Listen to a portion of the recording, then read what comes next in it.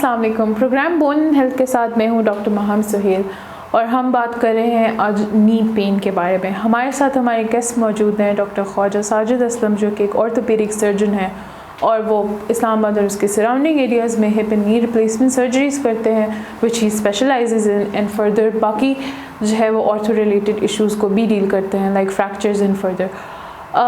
जानते हैं कि नी पेन की फर्दर इश्यूज़ क्या हैं और उसको कैसे वो डील करते हैं। अस्सलाम वालेकुम डॉक्टर साहब, कैसे हैं आप? ठीक है डॉक्टर साहब, नी पेन काफ़ी कॉमन है, बहुत सारे लोगों के अंदर होता है। हमने देखा है बच्चों में, बूढ़ों में, ओल्डर एडल्ट्स में, टीनेजर्स में, एवरीबडी हैज़ नी पेन। तो फर्स्टली इतना कॉमन क्यों हो रहा है डॉक्टर साहब के कोई इश्यूज़ इसके लिए हो रहे हैं या वटेवर, तो आप उसके बारे में क्या हमें बता सकते हैं? ये जो घुटने का दर्द होता है ना, नी पेन, ज़्यादातर तो ये ओल्ड एज में होता है। अच्छा। यंग एज में होता है मेनली स्पोर्ट्स इंजरी की वजह से, कोई चोट लगी है गेम्स के दौरान, और जैसे फुटबॉल है, रग्बी है, इनमें घुटने की चोट लगने के चांसेस ज़्यादा होते हैं। अच्छा। और उसके अलावा अगर ट्रॉमा में चले जाएं तो कोई भी इंजरी हो, रोड ट्रैफिक एक्सीडेंट है, कहीं हाइट से बंदा कोई गिरा है, तो वो तो ऑफ कोर्स ऑब्वियस है कि उसमें पेन हो सकता है। वैसे मोस्टली जो बच्चे जो छोटे होते हैं वो जब भी गिरे, नीज़ आर ऑलवेज छिली हुई नीज़ के साथ हमेशा कोई ना कोई बच्चा आपने ज़रूर देखा होगा।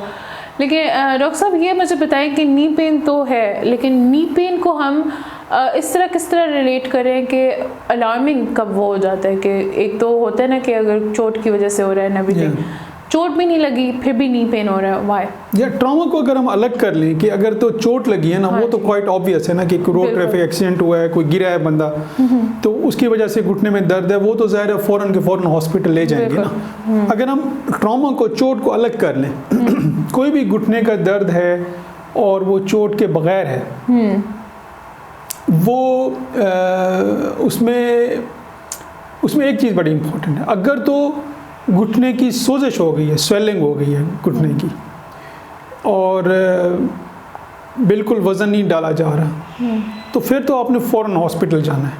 अच्छा। क्योंकि वो उसमें ज़्यादातर चांसेस हैं कि वो इन्फेक्शन हो उसमें। अच्छा। और अगर घुटने की सोजिश नहीं है, चलने में आपको दर्द होता है लेकिन घुटना सूजा नहीं है, सुर्ख नहीं है, फिर अगर वो दर्द आपको 2 हफ्ते से ज़्यादा है तो फिर आपको ऑर्थोपेडिक सर्जन के पास जाना चाहिए। अच्छा, ठीक है। उसके अलावा डॉक्टर साहब ये बताइए कि कुछ और मतलब यंगर्स में तो नहीं होता लोगों में, लेकिन जो सीनियर सिटीजन्स हैं हमारे, जो ओल्डर लोग हैं, उनको ऐसे होता है कि खड़े होते हुए नी की एकदम से शार्प इलेक्ट्रिक्यूटेड पेन होता है, या समटाइम्स एकदम से जो है ना वो लेटे हुए और खड़े हुए हैं तो वो टॉपल ओवर होने लगते हैं क्योंकि उनको इतना ज़्यादा दर्द हो रहा होता है। उसका क्या वजह है? वो जो ओल्ड एज में होता है वो तो ज़्यादातर लोगों में होता है आर्थराइटिस की वजह से, गंठिया जिसको कहते हैं। अच्छा। उसमें पहली इंडिकेशन ये होती है कि एक तो ज़्यादा दूर नहीं चल सकते, दूसरा ज़मीन पे बैठ के खड़े नहीं हो सकते। अगर वो खड़े होंगे तो कोई ना कोई सहारा, किसी न किसी चीज़ को पकड़ के फिर खड़े होंगे। तो ये 2 अहम चीज़ें हैं जो ओल्ड एज में होती हैं, जो यंग एज में या ओल्ड एज में भी हो सकती हैं। जैसे मैंने पहले जिक्र किया ना कि घुटना सूज जाए जी, और सुर्ख हो जाए और उसके ऊपर वज़न डालते ही बहुत ज़्यादा पेन हो, और उसका घुटने का सीधा करना और बंद करना वो बहुत ही लिमिटेड हो, ज़्यादा सीधा नहीं कर सकते, ज़्यादा बंद भी नहीं कर सकते, वो एक इमरजेंसी है। हाँ। उसमें आपको अगले दिन का वेट नहीं करना होता, फ़ौरन ऑर्थोपेडिक सर्जन के पास जाना होता है, क्योंकि वो घुटने का इन्फेक्शन के चांसेस होते हैं उसमें। वो तो फिर ज़रा एग्जामिनेशन होगा, फिर उसके टेस्ट होगा, फिर कंफर्म करके उस हिसाब से ट्रीटमेंट, लेकिन चांसेस ज़्यादा होते हैं कि उसमें इन्फेक्शन हो। वो एक इमरजेंसी होती है, तो उसमें डिले नहीं करना चाहिए। ठीक है डॉक्टर साहब, ये नी की इमरजेंसीज आपने बात की, नी के पेन की क्या इमरजेंसीज हो सकती हैं कि किस वजूहात की वजह से इमरजेंसी कौन सी? इमरजेंसी है वो एक ही है नी की। अच्छा। वो यही है कि क्वेरी इन्फेक्शन, कि अगर तो घुटना सूज गया है, सुर्ख हो गया है, आप उसको ना सीधा कर सकते हैं ज़्यादा, ना ज़्यादा बंद कर सकते हैं, उसके ऊपर आप थोड़ा सा भी वज़न नहीं डाल सकते, ये तो इमरजेंसी है। इसमें तो फ़ौरन के फ़ौरन हॉस्पिटल पहुंचना चाहिए। ठीक है। जो बाकी चीज़ें हैं, आर्थराइटिस है, मेनिस्कल इंजरी है, कार्टिलेज का डैमेज है, जी। चलते हुए आपको लगता है कहीं गिर ना जाए, आपका नी गिव वे करता है, ये वाली फीलिंग्स होती हैं, वो इमरजेंसी नहीं है। इसलिए आप हफ्ते बाद, 15 दिन बाद, आप महीने बाद आप डॉक्टर के पास जा सकते हैं उसका, तो वो कोई इमरजेंसी नहीं है। अच्छा, उसके अलावा डॉक्टर साहब एक्सरसाइजल रिस्ट्रिक्शंस या डाइटरी रिस्ट्रिक्शंस भी हैं कोई, जिसकी वजह से पेन की एलिवेशन हो सकती है? या कुछ लोग कहते हैं कि ये चीज़ नहीं, इस तरह का आपने लेग मूव नहीं करना, या कुछ लोग, मैंने डॉक्टर्स का सुना है कि आप टांगे फोल्ड करके ना बैठें, उससे भी नी पेन होता है। उसमें कोई आपका कोई टेक है? देखिए, कोई भी जोड़ है ना इंसान का बना हुआ है, देखिए मुट्ठी है ऐसे बंद होगी ना। अगर कोई बंदा चाहता है कि ये उंगलियां पीछे की तरफ जाके बंद हो, अगर कोई ये चाहे जी, तो ये फिर जोड़ टूट जाएंगे ना, पेन होगा या फिर ये हड्डी टूट जाएगी। तो कोई भी जोड़ बनाए, घुटने का जोड़ बनाए सीधा करना और इसको बंद करना, फ्लेक्शन और एक्सटेंशन, इसके अलावा इसकी और कोई मूवमेंट्स नहीं। तो अगर आप इसको गलत अंदाज में घुटने को आप मूव करें, गलत अंदाज में ज़्यादा देर बैठें, तो जो घुटने के साइड के लिगामेंट्स हैं वो स्ट्रेच होंगे, मसल स्ट्रेच होंगे, फिर पेन होगा।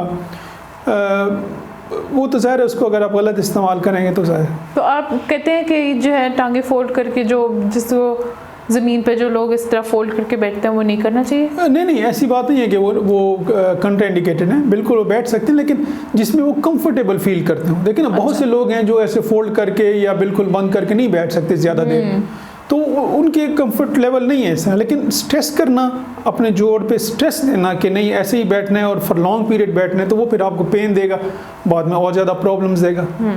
कोई ऐसे एक्सरसाइजेस आप रिकमेंड करते हैं जो नी को स्ट्रॉन्ग करने में और पेन अवॉइडेबल करने में जो है हेल्प होगी? पेन तो बेसिकली अवॉइड नहीं कर सकते हैं किसी एक्सरसाइज में, क्योंकि जब पेन होएगा तो आप एक्सरसाइज नहीं कर सकते। हाँ जी। हाँ, ये है कि प्रिकॉशनरी जो प्रिकॉशंस हैं इसमें वो है कि आपकी क्वाड्रिसेप्स मसल जो है ना, जो थाई का फ्रंट मसल है, उसको जितना आप स्ट्रॉन्ग रखेंगे उतना आपके घुटने के रिलेटेड प्रॉब्लम कम से कम होंगे।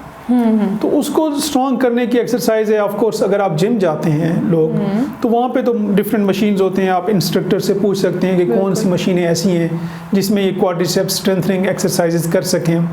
उसके अलावा जो मिडिल एज ओल्ड एज लोग हैं उनके लिए बेहतरीन एक्सरसाइज वॉक है, मिनिमम आधा घंटा रोज़ाना वॉक है, उससे ज़्यादा जितना दिल करे करें। जितने क्वाड्रिसेप्स स्ट्रॉन्ग होंगे, इस तरह सीढ़ियाँ चढ़ना वो भी एक है। साइकिलिंग है वन ऑफ द बेस्ट, अभी तो इसका फैशन कम होता जा रहा है। पुराने वक्त में स्कूल की एज तक, कॉलेज की एज तक सब लोग साइकिल पे जाते थे, Which was a good healthy thing, I think. बहुत अच्छी एक्सरसाइज है। अभी भी लोग घर में साइकिल की वो मशीन रख सकते हैं और साइकिलिंग कर सकते हैं, तो वो क्वाड्रिसेप्स के लिए बहुत अच्छी एक्सरसाइज है। चले, दैट्स नाइस। काफ़ी इंफॉर्मेटिव हमारा ये आज का शो था, तो आई होप कि आपको इस शो के अकॉर्डिंग आपको काफ़ी अवेयरनेस पॉइंट्स और काफ़ी चीज़ें ऐसी मिली होंगी जिसमें आप जो है ना हेल्पफुल होगा आपके लिए। आपको अगर इस तरह की कोई क्वेरीज़ हैं या आपको कोई इश्यूज़ हो रहे हैं, या knee related issues, hip related issues या एनी बोन रिलेटेड इशू है, तो आप गिवन नंबर पे कांटेक्ट करें। कंसल्टेशन के लिए आप अपॉइंटमेंट बुक करा सकते हैं डॉक्टर साहब के साथ। और जो लोग इस्लामाबाद में हैं और इस्लामाबाद और उसके सराउंडिंग एरियाज़ में हैं, वो तो आराम से आके डॉक्टर साहब से मिल सकते हैं। फर्दर जो लोग दूर रहते हैं, जो किसी और कंट्री में रहते हैं and they want to make an appointment with, तो आप जो है एक ऑनलाइन कंसल्टेशन की फैसिलिटी अवेल कर सकते हैं और डॉक्टर साहब से कंसल्टेशन ले सकते हैं। नेक्स्ट प्रोग्राम में आपसे मुलाकात होगी, तब तक के लिए अल्लाह हाफ़िज़।